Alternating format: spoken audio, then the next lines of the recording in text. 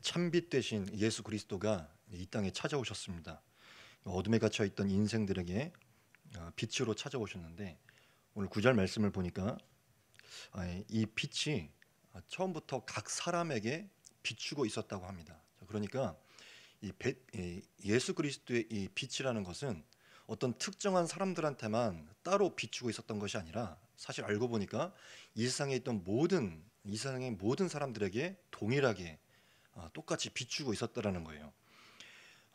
그렇다면 모든 사람들에게 이 빛이 비추고 있었다면 모든 사람들이 이 빛 앞에서 반응해야 되는 게 맞지 않겠습니까? 와, 빛이다, 밝다, 빛이 비추고 있구나, 그렇게 동일하게 반응을 해야 되는데 그렇지 않았다는 거예요.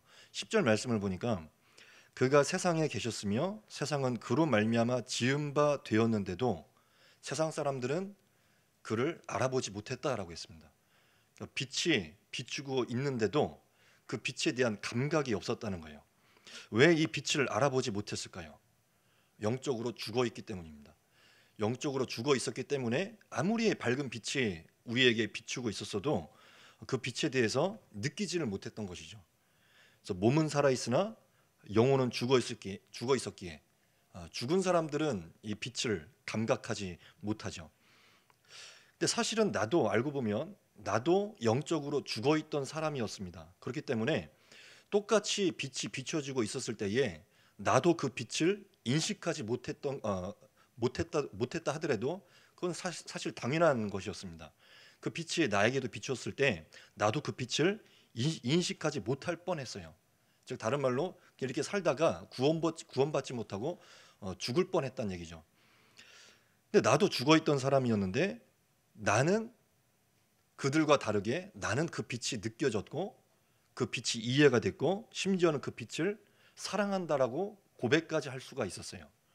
이게 대체 어찌된 일일까요? 이 부분에 대해서는 사실 사람의 말로서는 표현할 수 없다고 합니다. 사람의 합리성이나 사람의 이해로는 내가 예수를 믿게 된 그 이유에 대하여서 다 설명할 수 없다라고 하는 것이죠. 다른 사람들은, 내 친구들은, 내 친척들은 그 빛을 아무리 비춰주려고 해도 그 빛 앞에서 꿈쩍도 하지 않는데, 유독 나는 어느 날 그 빛이 내 안에 확 들어옴을 느꼈고 그 빛이 이해가 되고 그 빛을 만났다라고 표현까지 하게 되었어요. 어찌된 일인가? 13절 말씀을 한번 보겠습니다. 13절 말씀에 어찌된 일인지가 나와 있습니다. 13절 말씀을 한 목소리로 한번 읽어보겠습니다. 시작. 이는 혈통으로나 육정으로나 사람의 뜻으로 나지 아니하고 오직 하나님께로부터 난 자들이니라. 아멘. 오직 하나님께로부터 났다. 이 말씀을 한번 잘 봐야 됩니다. 오직 하나님께로부터 났다. 혈통으로나 육정으로나 된 것이 아니다. 즉 한국 사람이 한국 사람을 낳고 미국 사람이 미국 사람을 낳는 것처럼, 김씨 아저씨가 김씨 아들을 낳는 것처럼, 그렇게 혈통이나 육신적인 방법으로 사람이 사람을 낳고 하는 그런 낳는 방법으로 하나님의 자녀가 되는 게 아니다. 즉 우리가 이해할 수 있는 방법으로, 우리가 이해할 수 있는 육신적인 방법으로 하나님 자녀가 되는 것이 아니라, 너희가 하나님의 자녀가 된 이유는 오직 하나님께로부터 났기 때문이다. 하나님께로부터 났다는 것은 다른 말로 하나님이 너희를 선택하셨기 때문이다. 하나님이 너희를 선택하시고 부르셨기 때문이다 라는 뜻이에요. 하나님이 너희를 선택하셨고 불러내셨기 때문이다. 다시 또 질문할 수 있죠. 저는 질문이 많아가지고 좀 쓸데없는 질문이 많았어요. 어렸을 때부터. 신학생 때도 그래서 많이 피곤했어요. 그래서 쓸데없는 질문이 많았는데 저는 여기서 한 번 더 질문한 거죠. 불러내셨다는 것까지는 알겠는데 그럼 왜 나는 부르고 저 사람은 안 불렀습니까? 대답하실 수가 있겠습니까? 여기서부터는 은혜의 영역으로 맡기셔야 됩니다. 이해가 안 되는 것입니다. 저 사람이 나보다 더 예수 더 잘 믿게 생겼는데 왜 저 사람은 내버려 두고 왜 나 같은 사람을 선택하시고 나 같은 사람을 불러내셨습니까? 라고 한다면, 좀 들을 만한 거기에 관련된 주님의 음성이라고 한다면 내가 너를 사랑해서 정도가 될 수 있겠습니다. 이해는 안 되지만 그런 나를 사랑하신다고 합니다. 은혜의 영역인 거예요. 누구는 죽을 때까지 예수 안 믿는데 나는 예수 믿게 되었고, 참 너 같은 사람이 예수 믿으면 내가 정말 성을 바꿀 수 있다. 그런 사람도 있었는데 내 주변에. 그런 사람도 혹시 주변에 안 계셨습니까? 혹은 나 자신이 그런 사람이 될 수도 있고요. 야, 네가 예수님 믿게 되면 내가 성을 갈 수 있다. 네가 예수 믿으면 성을 간다고. 넌 절대 예수 믿을 상이 아니라고. 그랬던 사람이 어느 날 진짜 예수를 믿고 눈물을 흘리고 있는 것을 본 적이 있으신지요? 누구는 믿고 누구는 죽을 때까지 안 믿고, 이거는 우리의 머리로는 다 이해하기에는 참 수수께끼의 영역입니다. 제가 고등학생 때까지 초, 중, 고를 같이 다녔던 그 정성진이라는 친구가 있었는데, 제가 그렇게 그 친구를 전도해 보려고 중학생 때, 고등학생 때를 그렇게 애를 썼었어요. 딴 애들은 웬만하면 이렇게 전도가 좀 됐거든요. 제가 전도를 중고등부 시절에 좀 했었습니다. 애들 전도를. 근데 이 친구가 그렇게 안 되는 거예요. 교회 갈래? 그러면은 나 간다라고 그런 식으로 반응하고, 하나님이 살아 계셔 하면 그 아이는 신은 죽었어, 그런 식으로 또 반응하고, 원숭이가 사람이 됐다는 등 그런 이제 논쟁이 막 오고 가고 하면서 결국에는 전도하지 못하고 졸업했어요. 고등학교를 졸업한 거예요. 그렇게 하고 나서 한 5년쯤이 지났는데 이제 그 친구는 충남대를 가고 저는 신학대를 가면서 헤어지게 된 거죠. 그러면서 이제 5년이 지났어요. 저는 군대에 갔다 오고. 근데 어느 날 2003년도로 제가 분명히 기억을 하는데 주일 예배를 앞두고 있던 아침이었어요. 근데 누가 저를 찾아왔다는 거예요. 교회 본당으로 누가 쑥 들어오는 것입니다. 저를 찾아왔다고 하면서. 보니까 정성진인 거예요. 야, 네가 여기 웬일이냐 했더니, 일단 그 친구가 이제 예배를 드리러 오긴 했는데 일단 나를 만나보고 싶어서 왔다는 거예요. 그래서 네가 여기 웬일이냐 물어봤더니 이 친구가 지금도 그 미소가 잊혀지지 않는 게, 씩 웃으면서 나 이번에 신학대학원 간다 그러는 거예요. 신학대학원 간다. 믿어지지가 않아서, 야, 대체 무슨 일이 있었던 거야 그동안. 서로 이렇게 부여잡고서 그렇게 반가워했던 기억이 있어요. 대체 무슨 일이 있었던 걸까요? 그 사이에.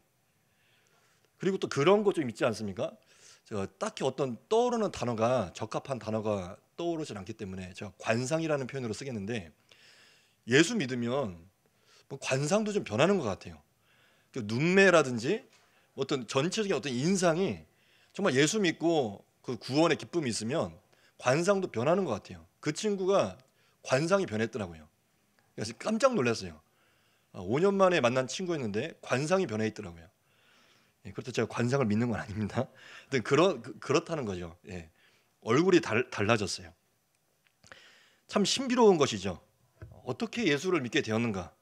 무슨 전적인 하나님의 영역으로서, 하나님의 영역이라는 것은 내가 어떤 대답을 주더라도 그 대답이 항상 충분치 못하다는 뜻입니다.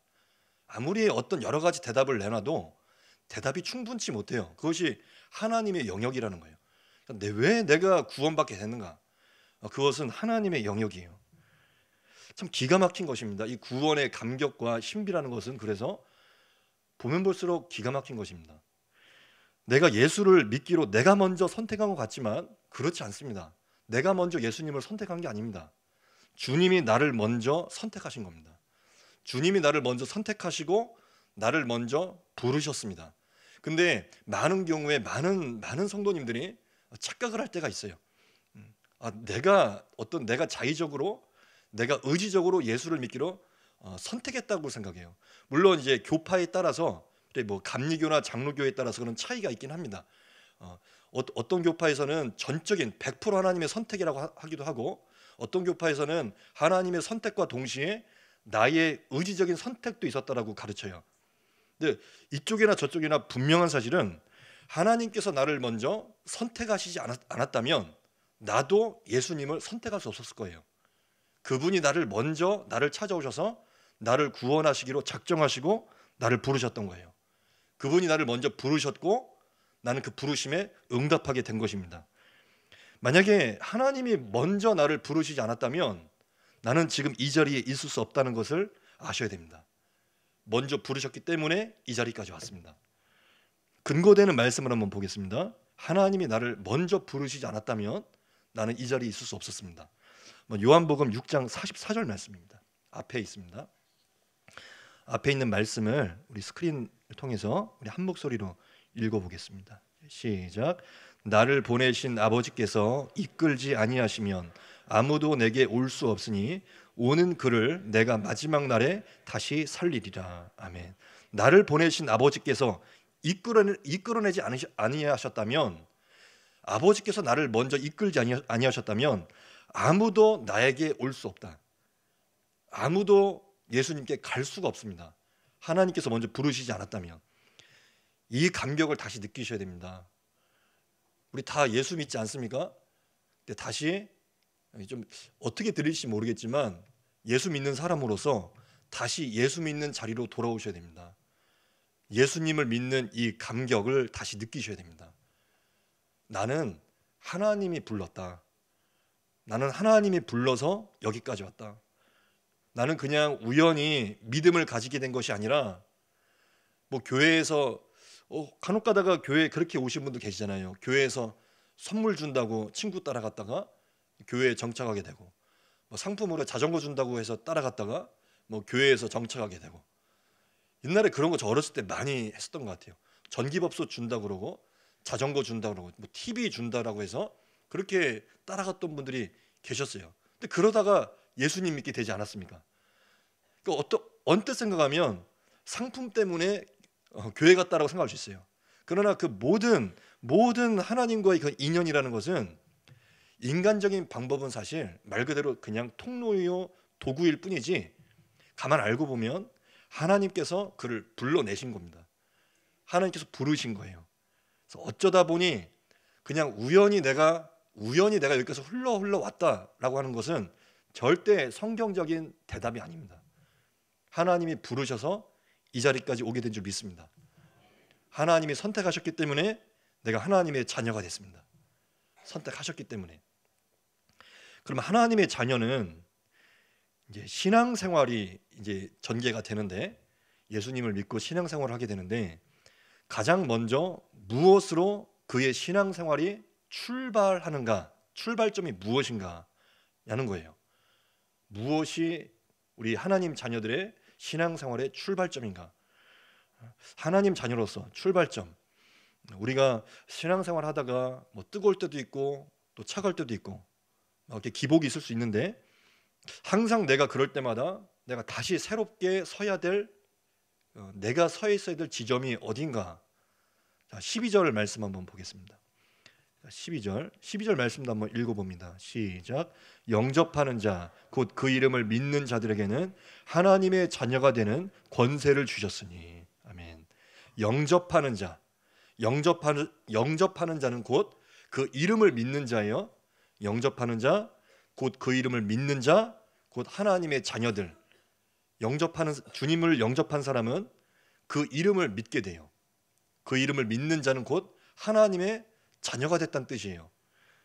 영접하는 자, 그 이름을 믿는 자, 하나님의 자녀. 즉 하나님의 자녀는 항상 어느 자리에 서 있어야 되냐면 그 이름을 믿는 자리에 서 있어야 됩니다.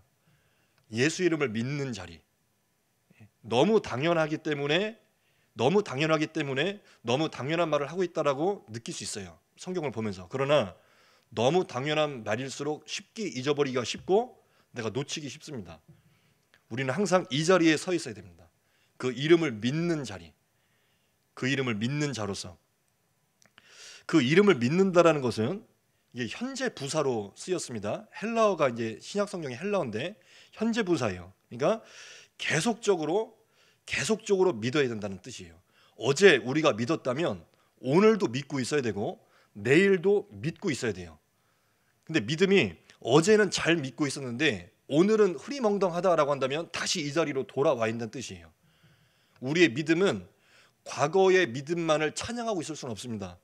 어제 아무리 내가 잘 믿고 있어서도 오늘 그 믿음이 희미해져 있다면 빨리 돌아오셔야 되는 거예요. 그래서 어제도 오늘도 내일도 변함없이 계속해서 우리는 쭉 믿고 나아가야 된다라는 뜻으로 그 이름을 믿는 자라고 쓴 거예요. 그 이름을 믿는 자. 그래서 믿는 자리로 우리가 다시금 서야 됩니다. 그 이름은 특별히 성경에서 굉장히 중요한 개념입니다. 이름. 특별히 뭐 신구약을 보더라도 이름이 굉장히 중요한데, 우리가 다 잘 알다시피 하나님을 만나고 나서 이름들이 다 바뀌지 않습니까? 대표적으로 아브람이 아브라함으로 바뀌고, 사레가 사라로 바뀌고, 신약에 들어와서는 사울이 예수님 만난 후에 어느새 바울이 되어가죠. 이름이 바뀌어요. 그래서 이름을 믿는다는 것은 굉장히 중요한 의미가 있어요. 그 이름, 예수라는 이름을 믿는다는 것은 예수님이 말 그대로 내 인생에 쑥 들어왔다는 뜻이에요. 그냥 표면적으로 그런 이름이 있구나, 무슨 이순신이 있었고 세종대왕이 있었던 것처럼 그냥 그런 예수님이 있었구나, 그 정도로 믿는 게 아니라 예수님이 나의 심령과 인생에 쑥 들어오시는 거예요. 그것이 그 이름을 믿는 거예요. 예수가 그때부터 내 소망이 되고 흔들리지 않는 나의 반석이 되시며 나의 삶의 목적이 된다는 뜻이 바로 그 이름을 믿는다는 뜻이에요. 이름을 믿는다. 하나님 자녀는 예수의 이름을 믿어야 됩니다. 예수님을, 그 이름을 믿는 자리에 항상 서 있어야 됩니다. 우리는 오늘 말씀에서 우리가 묵상할 수 있듯이 항상 그 이름을 믿는 자리에 서 있어야 되고, 우리는 예수님을 믿어야 됩니다. 특별히 요즘에 이 말씀을 제가 묵상하게 된 배경이 있어요. 우리가 수시로 흔들리지 않습니까? 요사이 이제 들어서 지금 이제 목회하고 있는 제 친구들도 만나고 선배들도 이렇게 만나면서 여러 가지 가십거리들 얘기하고, 교회에서 벌어지는 일들, 여기저기 교회에서 벌어진 일들 이야기하고, 누구는 이런 일이 있었대더라, 누구는 저랬대더라, 이랬다 저랬다, 막 그런 얘기하면서 막 흔들리는 거예요. 마음이 막 요동을 치는 거예요. 그러면서 이제 이 말씀을 깊이 묵상하면서 마음을 좀 찌르시는 것을 느꼈어요. 넌 대체 뭘 믿고 있냐? 사람들 하는 말을 믿는 거냐? 세상 돌아가는 꼴을 보면서 넌 세상을 믿는 거냐? 사람을 믿는 거냐? 너는 목회자를 믿는 거냐? 너를 도와주는 사람들을 믿는 거냐? 넌 대체 누굴 믿냐? 우리가 어떤 대답으로 돌아와야 됩니까? 나는 다시 오직 주님만 믿겠습니다. 그 지점으로 다시 돌아와야 되는 거죠. 오늘 말씀에서 분명히 우리에게 보여주시지 않습니까? 그 이름을 믿는 자. 우리는 어떤 사람들입니까? 그 이름을 믿는 자들이에요. 그 이름을 신뢰하는 자들이에요. 어떤 사람들이 이랬다더라 저랬다더라 거기에 휘둘리는 사람들이 아니라 오직 그 이름을 믿는 자들이에요. 그 이름을 믿는 자들. 그래서 예수님을 믿어야 된다라고 말씀드리는 것입니다. 다시금 예수님을 신뢰하는 자리로 다시금 그 자리에서 서셔야 된다라고 말씀드리는 것입니다. 우리 한국, 우리 기독교회, 우리 근대 기독교의 거목이라 불리시는 고 한경직 목사님을 다 잘 알고 계실 것입니다. 이 한경직 목사님이 살아계실 때, 이 목사님이 은퇴하셔서 남한산성 계곡에서 생활하고 계실 때, 그 당시에 각 교계의 중진 목사님들이 이 한 목사님을 찾아뵌 적이 있었다고 그래요. 그래서 어느 목사님께서 이 한경직 목사님께, 목사님 저희 후배들에게 덕담 한마디만 해주세요 라고 부탁을 드렸답니다. 그러자 이 한경직 목사님께서 뭐라고 대답을 하셨냐면, 목사님들 정말 예수 잘 믿으세요 라고 덕담을 하셨다는 거예요. 제가 한 수년 전에 이 이야기를 이렇게 듣고 있다가 얼마나 이 좋은 의미에서의 쇼크를 받았는지 몰라요. 정말 목사님들 예수 잘 믿으셔야 돼요. 그게 덕담이었다는 거예요. 신학자들 사이에서는 요즘에도 예수를 믿는다고 할 때, 우리가 보통 예수를 믿는다는 것은 예수가 하나님의 아들이며 우리를 구원하시기 위해서 십자가에 죽으시고 부활하셨다라고까지, 거기까지 믿는 것이 예수를 믿는다는 것인데, 그냥 예수님이 그 당시에 살아 계셨다 그 정도로 믿는 게 아니라, 그분은 살아 계셨고 우리를 위하여 죽으셨으며 그분은 죽었다가 다시 살아나셨다라고 하는 부활까지, 그게 실제로 있었던 사건이다라고 믿는 것이 당연할진데 신학자들 사이에서는 그건 신화였다라고 하는 사람들이 굉장히 많아요. 신화였다. 심지어는 그런 사람들이 누군가를 성도들을 가르치기도 하고 후배들을 양성하기도 해요. 놀랄 일이죠. 예수를 믿으려고 한다면 정말 잘 믿어야 돼요. 잘 믿어야 돼요. 특별히 제가 볼 때는 위에 지도자들부터 예수를 잘 믿어야 돼요. 잘 믿어야 돼요. 목사니까 잘 믿어야 돼요. 예수님을 정말 잘 믿으라고 하셨던 이 한 목사님의 덕담처럼, 그 덕담은 곧 예수님의 마음 아니겠습니까? 예수를 믿되 우리가 잘 믿어야 되는데, 일단은 그 잘 믿기 위한 출발점은 제가 방금 전에 언급했듯이 예수를 믿되 그가 살아 계셨다라는 정도로만 믿을 게 아니라 그는 살아 계셨고 그분은 우리를 위하여 죽으셨으며 그분은 죽으셨다가 다시 살아나셨다라고까지, 거기까지 믿는 것이 진짜 믿는 것입니다. 부활하심이 실제 일어났던 사건이었음을 믿는 것입니다. 거기까지 믿는 것이 예수를 믿는 것이고, 예수님을 믿는다는 것은 또한 무슨 의미가 있는가? 이제 말씀을 한번 보겠습니다. 앞에도 있습니다. 요한복음 14장 1절 말씀입니다. 또 한 목소리로 읽어보겠습니다. 시작. 너희는 마음에 근심하지 말라. 하나님을 믿으니 또 나를 믿으라. 아멘. 자, 마음에 근심하지 말라라고 하시면서 이어지는 말씀이 하나님을 믿으라, 또 나 예수를 믿으라 라고 하셨어요. 여기서 믿으라는 것은 신뢰하라는 뜻입니다. 하나님을 신뢰하고 예수를 신뢰하라. 우리가 수시로 겪고 있는 마음의 두려움과 근심이 있다 하더라도 그 두려움과 근심 속에서도 하나님을 믿고, 즉 하나님을 신뢰하고 나 예수를 신뢰하라 라고 하신 거예요. 하나님을 믿고 신뢰한다는 것은 무엇인가? 구체적으로 우리가 알면 참 좋을 것 같아요. 하나님을 믿고 신뢰한다는 것은 구체적으로 어떤 의미가 있는가? 요즘 제가 여러 기회를 통해서 개인적으로 묵상할 수가 있었던 하나님을 신뢰한다는 것의 의미는 이렇습니다.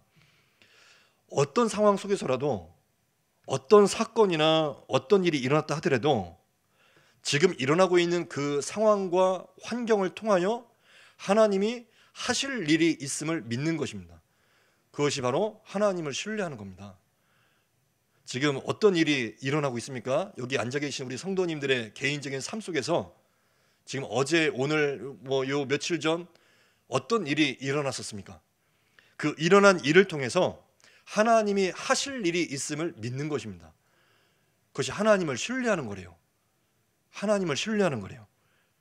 아까 우리 오전 예배 때 봤던 닉 부이치치 간증에서도 보았듯이 그도 그런 하나님을 만난 거예요. 하나님이 나의 이 일어났던 일을 통해서 하나님이 하실 일이 있구나라는 것을 간증하고 다니는 거예요. 요한복음 9장에 보면 잘 아시다시피 태어날 때부터 맹인된 사람이 있었어요. 어쩌다가 이 사람은 왜 태어날 때부터 이 고통을 겪어야 되는지 그때나 지금이나 많은 사람들이 의문을 가지게 돼요. 근데 그 당시 사람들은 그 당시나 지금이나 사람들의 생각은 똑같은 것 같습니다. 어떻게 이 생각을 했냐면, 혹시 이 사람이 지금 이 고통을 겪고 있는 건 혹시 그 부모의 죄 때문에 이런 벌을 받는 게 아닙니까? 라고 예수님한테 물어본 거예요. 그랬더니 예수님께서 그 질문을 받자마자 바로 하시는 말씀이 요한복음 9장 3절이었습니다. 자, 말씀 앞에 있습니다. 요한복음 9장 3절 말씀입니다. 이것도 한번 한 목소리 읽습니다. 시작. 이 사람이나 그 부모의 죄로 인한 것이 아니라 그에게서 하나님이 하시는 일을 나타내고자 하심이라. 아멘. 우리의 생각과 너무 다른 거죠. 하나님이 하시는 일을 이제 그의 인생을 통하여서 나타내려고 하신다. 하나님이 하실 일이 있다. 그래서 이 맹인을 예수님께서 만나주셨고, 이 맹인은 예수님을 믿게 되었습니다. 그럼 예수님을 믿게 됐다는 것은, 과연 이 맹인은 예수님을 믿게 됐다고 했을 때 예수님의 무엇을 믿게 됐다는 뜻일까요? 뭘 믿기 시작한 걸까요? 이제부터 예수님이 나의 인생을 통하여서 하실 일이 있구나 라는 것을 믿기 시작한 거예요. 예수님이 나의 삶을 통해서 하실 일이 있구나. 우리가 다 하나님께서 선택하시고 하나님께서 부르셔서 우리가 하나님의 자녀가 되었습니다.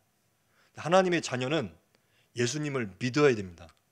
예수님을 믿는다는 것은 먼저는 그분의 살아계심과 죽으심과 부활하심까지 믿는 것이고, 동시에 하나님께서 오늘 이 내 삶을 통하여서 반드시 하실 일이 있다라는 것까지 믿는 것입니다. 하나님 자녀는 믿음이 있어야 돼요. 곰곰이 요즘 생각해 보니까 신자의 싸움이라는 것은 결국 믿음의 싸움이더라고요. 이 사단 마귀가 목사로부터 우리 성도님들에 이르기까지 어떤 부분을 정말 집요하게 공격하는 줄 아세요? 믿음을 공격합니다. 알고 보니까 믿음을 막 뒤흔드는 거예요. 우리가 하나님의 존재는 부정하지 않잖아요. 하나님의 존재는 차마 부정할 수 없어요. 어떤 성도들이라도 하나님을 다 믿어요. 하나님의 살아계심을 다 믿어요. 그런데 이 믿음은 흔들릴 수 있단 말이에요. 하나님의 살아계신다는 것을 믿는 믿음이 아니라 이 믿음이라면 어떤 믿음이냐면 하나님이 살아계시고 오늘도 나의 삶을 통하여서 일하신다라고 하는 이 믿음이 있다가도 사단의 공격이나 고난이나 사람들의 어떤 말이나 입에서 나온 어떤 상처 주는 말이나 그런 말을 듣다가 보면 하나님이 나의 삶을 통하여서 일하신다라고 하는 믿음이 뒤흔들려지더라고요. 뒤흔들려져요. 그러니까 사단 마귀는 우리의 믿음을 공격할 때에 야, 하나님은 죽었어? 하나님 없어? 그 믿음을 흔드는 게 아니에요. 우리는 그 믿음은 흔들리지 않아요. 근데 요 믿음은 흔들리기 쉬워요. 야, 이 일은 아무 의미 없어. 그냥 네가 운이 없어서 재수가 없어서 그냥 걸린 일이야. 아무 의미 없어. 하나님한테 욕해도 돼. 잠깐 예배 안 나와도 돼. 그런 식으로 흔드는 것이더라고요. 오늘 하나님의 자녀로서 하나님이 나를 선택하시고 부르셨다. 하나님은 살아계시다. 거기까지만 믿으시고 멈추시는 게 아니라 더 나아가서 이 믿음까지 다시금 회복하시기를 바랍니다. 하나님은 오늘 나의 삶과 나의 삶에 일어났던 그 사건을 통해서 분명히 하실 일이 있다라고 말씀하셨습니다. 하실 일이 있다. 하나님의 자녀들의 삶 속에서 반드시 하나님이 하실 일이 있습니다. 그 일을 통해서 하실 일이 있음을 다시 한번 믿으시고 지금 일어나고 있는 그 환경과 어떠한 일들 속에서라도 나를 통하여 하실 일이 있음을 믿으시고 그 믿음으로 나아가시면서 포기하지 않으시기를, 정말 예수님 잘 믿는 자리로 다시금 새롭게 돌아오시고 회복하시기를 주님의 이름으로 축복합니다.